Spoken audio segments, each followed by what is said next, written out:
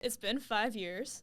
I imagine that you've had quite a few challenges along the road, but we're going to narrow it down. I want your biggest challenge when it comes to learning how to prep for guests and the biggest challenge in just longevity for your podcast. Let's start with the last one, longevity.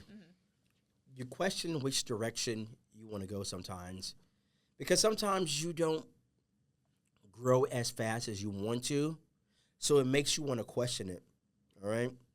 But sometimes you can't question things. You just got to let it grow organically. Everything doesn't grow fast, okay? The old saying, the tortoise won the race. Slow and steady wins the race. The tortoise beat the hare. Yeah. It's slow. So you got to take your small victories here, and here. You're not going to get that big leap. That's what everyone thinks. You're not going to get that big leap. I'm not going to just press record and all of a sudden I'm going to go viral. It's not going to happen that way. So I tell people, like, hey, if you're going to start a podcast, make sure it's something you love and you want to do because you ain't going to make any money when you first start off. It was different for me, though. I got lucky with that. But you already said that you had, like, a bit of a following beforehand anyways. You already were putting down some groundwork. It's unless you have, like, a big following. Now you see every celebrity, every someone with some type of name has their own podcast. And they're able to get that viral moment because they have that name. So, but a lot of those people don't have longevity. Yeah. How many celebrities have you seen start podcasts? Like, I don't think they have this podcast anymore. Yeah. I mean, it's a few. Like, you can It's probably name a them few. on our two hands Probably. that have lasted the test of time. Yeah. So one of the things, too, the other challenges is it's just like, I think figuring out algorithms, that matters. When to post, how much to post. Just getting yourself out there, that's been another challenge in itself. So that's probably, say, some of the challenges I would say we have over the 5 years because, you know, one day, like, for instance, perfect example, I had an episode, I did a sports episode, and it got so popular, it did over 1 million views all over social media altogether. It did 1 million plus views, even to the point where TV networks were talking about comments that were made on my show. Oh, wow. It made it to Fox Sports. Did they credit me? No. Of course not. They credit the guest that was on my show, but yeah. they didn't credit my show. I'm like, man, that would have been big. But Yeah. so that was, I'm like, man, maybe I need to make a subdivision. So I made a subdivision of my show. Now it's called Ray Ray's Cowboys. I separated that content from my actual Ray Ray's podcast because you don't want to kill your channel. Yeah. If people come to look for you for certain types of things and you're not giving them what they want, like, why am I tuning into this? Why am I subscribed to this? Unsubscribe. Yeah. So figuring out what your audience is and what they want. And then you're guest-based. I'm very guest-based. So I figure you got a couple tips and tricks, learning curves for prepping for interviewing these people. Because they're all very different. Yeah. I imagine you don't just have, like, I mean, you might have a stock set of questions, and then you just go from there. Here's the thing with that. I don't. I kind of do. I kind of like figure out. I'll go look for stuff like that pertaining to their field.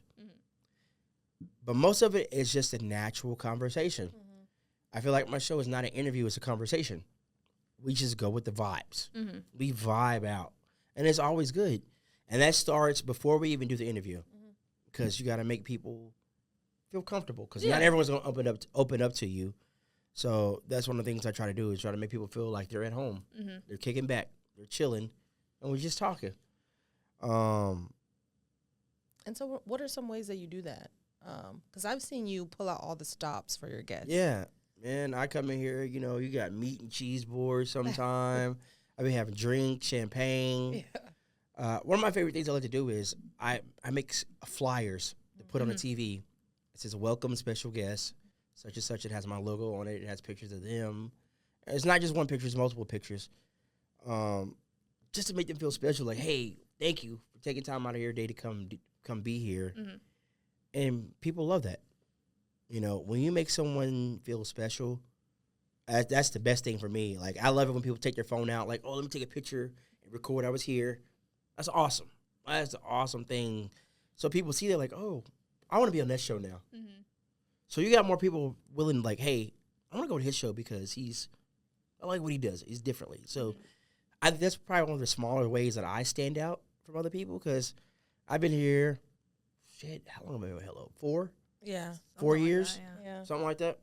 Yeah. A long time. Fuck, yeah, 4 years. Mm-hmm. I don't see no one do anything like this. Yeah. Yeah, I was really gonna say something like that. I try to tell them, I'm like, you can use the kitchen and treat your guests and do all the things. Yeah.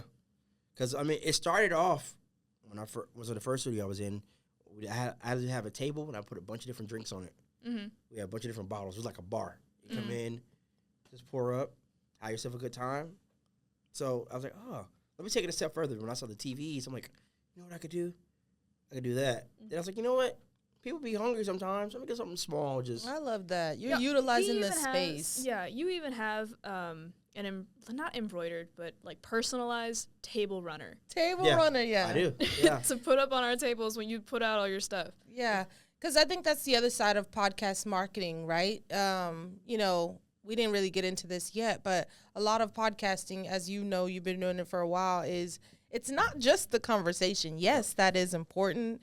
Yes, it's great to have it all laid out or laid back, whatever, however you want to do it. But a lot of that is marketing and, you know, putting yourself out there. So a lot of people don't know that that's a part of it too. Yeah. So That's probably the main part of it. yes. Yeah. Honestly. Yes. That's doing that, like I say, understanding your audience and the algorithm. That's a lot of people think they can just press play, press record. We're good. Yeah. They'll take care of it. I'm like, no. That's, I tell people, like, you know how many people have hit me up like, hey, could you help me start a podcast? I'm like, make sure there's something you want to do, because I'm not going to waste my time trying to show you to do something and you're not going to stick to it. Exactly. I could be doing something else. Yeah. But if there's something you're really passionate about, yeah, I'll show you what to do, the ins and outs. That's what's cool of having experience. You could tell people, like, this is what you need to avoid. This is the stuff I had to learn. I'm giving you the secret code, cheat code. Mm-hmm. Avoid this so you don't run into this. Yeah. But there's always some issue that you're not going to know. There's either a technical issue that happens randomly, like you don't press record. I've done that plenty of times. That or something weird, or something's not plugged in right, or plugged in the wrong. There's always going to be something small and minute. Just Yeah.